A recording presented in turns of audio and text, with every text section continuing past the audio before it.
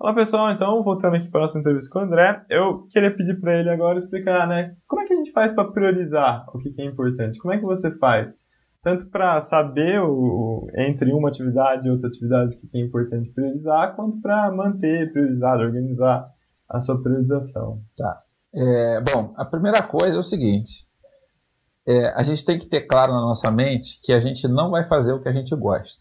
A gente vai fazer o que tem que ser feito. Né? Isso é uma coisa doída, né? É doído, é difícil, mas a gente tem que estar de bem com isso aí. A gente também vai fazer o que a gente gosta, mas a gente tem que fazer o que tem que ser feito. Se o que tiver que ser feito for o que a gente gosta, é melhor. Mas, normalmente, na vida, pelo menos corporativa, não é exatamente isso. Não que seja desagradável, mas, de novo, não é o que a gente gosta. Ao longo aí dos anos, eu tenho tentado várias formas, né? Eu estava falando antes, eu sou da geração X, então da geração do papel, né, de escrever. Claro que me utilizo aí dessas ferramentas todas disponíveis, né, compartilhamento de arquivo, etc e tal, mas eu, particularmente, eu gosto de ter meus papeizinhos ali de escrever. Mas uma coisa que eu faço assim, que funciona bem dentro dessa coisa de você escrever, usar o software ou não, eu já faço isso há bastante tempo, né? Tanto para mim individualmente quanto na gestão da minha equipe ou das tarefas delegadas. Eu procuro dividir em blocos aquilo que eu tenho que fazer. É claro que também, de acordo com o tipo de trabalho, com a empresa, com o momento, esses blocos eles podem ser um detalhe, não, realmente preparar o treinamento da equipe que vai viajar para São Paulo, por exemplo, ok? Isso é uma coisa bem operacional, como pode ser uma coisa um pouco mais tática, vamos colocar assim, né? Melhorar o follow-up das entregas de materiais, por exemplo, né? Isso já é uma atividade mais tática, mas aí eu vou lá e boto faço a minha listinha, ou no papel, ou no sistema, ou no arquivo, isso aí não importa. Esses blocos eles são organizados dependendo ali da situação. E, eventualmente, eu nem boto muito critério, não, que é para não ficar complicando muito a coisa, porque, de novo, né, você tem que fazer. Na sua cabeça. Exatamente.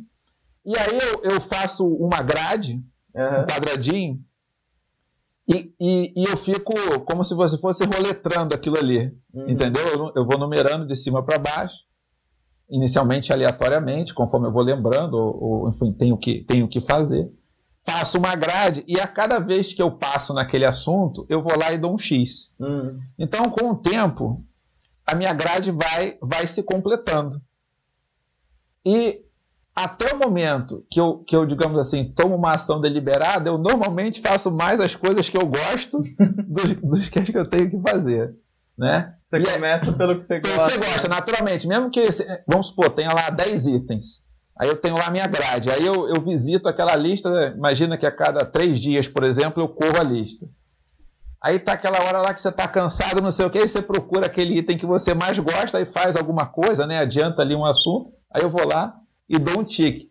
Aí daqui a pouco, depois de correr a lista umas 3, 4 vezes, eu vejo aquele deslocamento do gráfico assim, né, afunilando. É como se fosse um histograma, sabe que nem isso, um histograma. Mas é isso que me permite, antes que o histograma, né, fique, né, a frequência fique demais num determinado item, eu volto e aí eu falo assim, não tem jeito. Aí o que eu faço assim, bem prático, né, sei lá, se eu pego um item e visualizo um determinado item 3 vezes e o outro está zerado, antes de fazer o quarto desse, aí não tem jeito, eu vou lá e vou ter que me sujeitar a fazer. Então isso é uma forma, e aí eu dou o tique lá e faço, e faço na maior boa vontade, é simplesmente ali uma forma de se enganar a mente, né? É uma forma prática, coisa de engenheiro mesmo assim, né? É um engenheiro enganando a mente, né? E tem funcionado, e funciona para estudo. Essa outra graduação que eu fiz, eu fiz toda ela dessa forma. Eu botava as matérias, eu fiz ela EAD, né? Então tinha que ter realmente bastante disciplina para estudar. Então eu botava lá, cada semestre, eu botava todas as matérias, aí eu fazia um quadradinho, né, um grid para estudo, e um grid para os exercícios e testes. E aí eu ia andando com aquilo ali para a direita, assim, para não ter que ir na véspera, até por conta de compromisso de trabalho, tudo ficar, digamos assim, exasperado aí para ter que estudar alguma coisa. É que daí já estava equilibrado. Equilibrado. E aí tem um outro problema que, como desde pequeno também, assim, eu gosto de estudar e não gosto de tirar nota baixa. Né? Então, assim, eu realmente gosto de estudar para tirar o 10, assim, né? Nem sempre eu consigo, mas é uma característica minha, assim, né? Eu vou para tirar o 10, eu não vou para passar.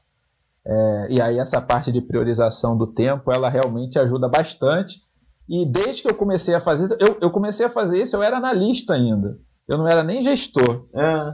E começou assim, eu tinha uma carteira de contratos, então eu tinha que cuidar daqueles contratos, né, fazer várias ações, né, que iam desde verificar se a documentação estava em dia, quanto verificar o acompanhamento do contrato. Tinha lá uma sequência, e tinha aqueles contratos, aqueles fornecedores, né, que eram mais gentis, né, que conversavam, aqueles assuntos que eram mais afinados ali à minha formação, e tinha aqueles assuntos que eram mais engasgados, aquele que não tinha lá os códigos da peça, que a demanda não dava tanta visibilidade, mas que fazia parte da minha carteira.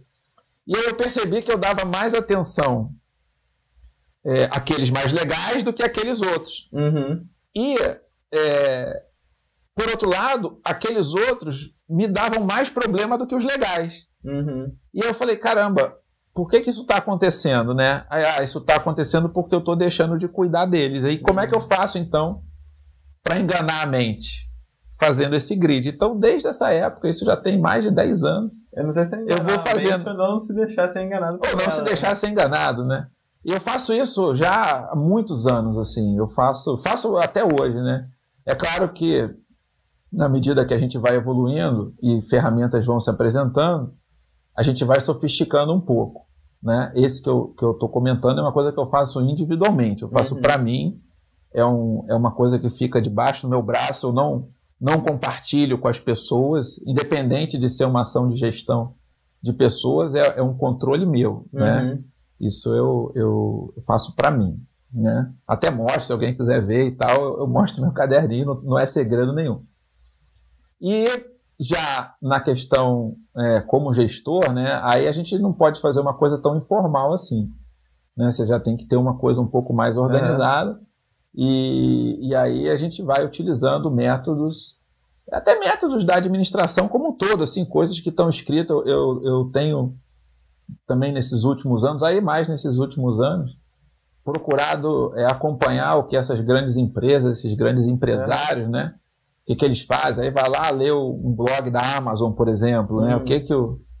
Como é que funciona lá, né? Como é que se faz reunião, né? Como que se manda pauta, plano de ação. Aí você pega, daqui a pouco vê lá a Tesla, vê a Google, vê a Boeing, enfim, vê essas empresas todas aí, né? Ou por que fez e também não funcionou, né? Eu citei aqui a Boeing agora, eles estão passando por uma dificuldade aí, mas é na dificuldade que a gente aprende também, não é só no tudo certo não, né? E assim, é dessa forma que eu vou me organizando e vou fazendo as coisas.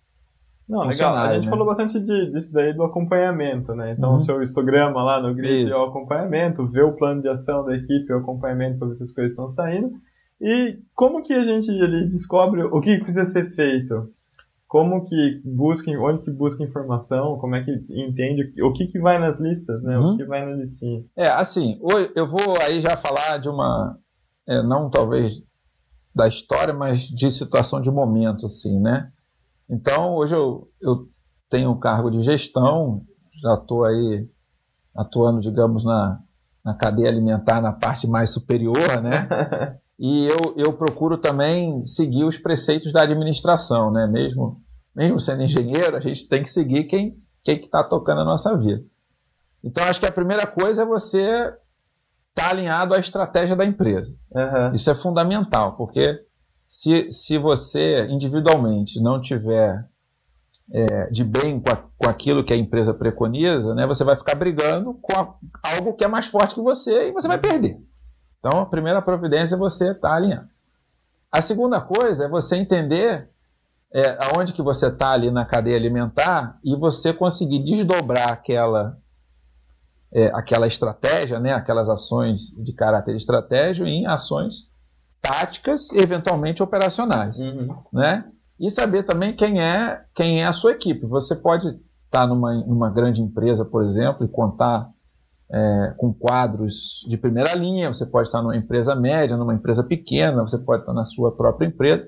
Então, a cada grupo de pessoas que vai estar subordinado a você, vai ter ali uma característica, uma qualidade, você tem que entender, né, tem que aproximar ali, falar o idioma, né? Não adianta você, às vezes, botar uma coisa muito complexa num grupo ainda mais imaturo ou mais júnior, ou também você botar uma coisa muito simples num grupo que poderia estar atuando. E aí você faz esse desdobramento, né, da estratégia e procura, de novo, como eu faço hoje, né, eu procuro fazer tanto acompanhamentos em grupos quanto acompanhamentos individualizados até um certo nível. Né? É um erro que eu cometia lá atrás, mas a gente vai crescendo. Eu não consigo chegar lá no meu último nível operacional e, por mais que eu tenha vontade de fazer, eu saiba fazer. Né? Mas aí eu já fui me educando ao longo do tempo. Eu não faço mais isso, é muito difícil. Faço talvez por curiosidade ali que você está passando, está lá visitando lá o Gemba lá, né? Você faz. Mas, digamos assim, é mais na questão da curiosidade ou uma coisa assim do que efetivamente você controlar a equipe, fazer a gestão da equipe, organizar a equipe. Né? Até porque quem tem que fazer isso quem tem que fazer isso são as pessoas que estão na hierarquia. Para isso tem a hierarquia, para isso tem a estrutura.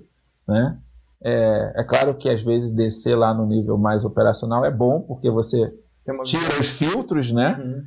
Mas você também tem que ter cuidado como você devolve isso para a sua estrutura, porque você pode até, como se diz, tirar a autoridade de um supervisor intermediário, de um gerente, o que não é bom, porque aí depois fica aquele buraco e aí começam a vir demandas operacionais sobre uma pessoa que está mais acima, né, na gestão, e de novo, a cada passo que você está na gestão, é esperado que você tenha um tipo de comportamento, até para valer o custo que você representa. E tudo, né?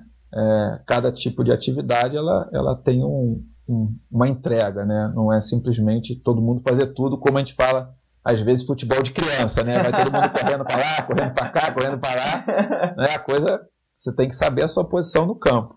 Né? Não dá para ser futebol de criança. Então, eu acho que essa é a forma que eu procuro fazer nos dias de hoje. Assim. Não, maravilha. Então a gente conversou um pouquinho sobre priorização, né? O André deu uma dica linda aí do histograma para a gente ver, para dedicar o nosso tempo mais ou menos igual entre todas as tarefas que eu tenho que fazer.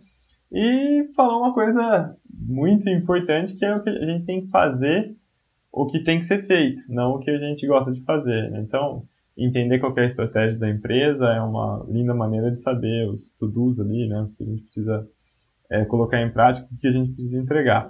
No próximo bloco a gente vai falar, então, sobre o que não fazer, né? A gente falou sobre o que fazer, a gente vai falar o que não fazer. Como é que a gente segura, né, a ansiedade das oportunidades que vão chegando, essas coisas que podem tirar o nosso foco. Até a próxima.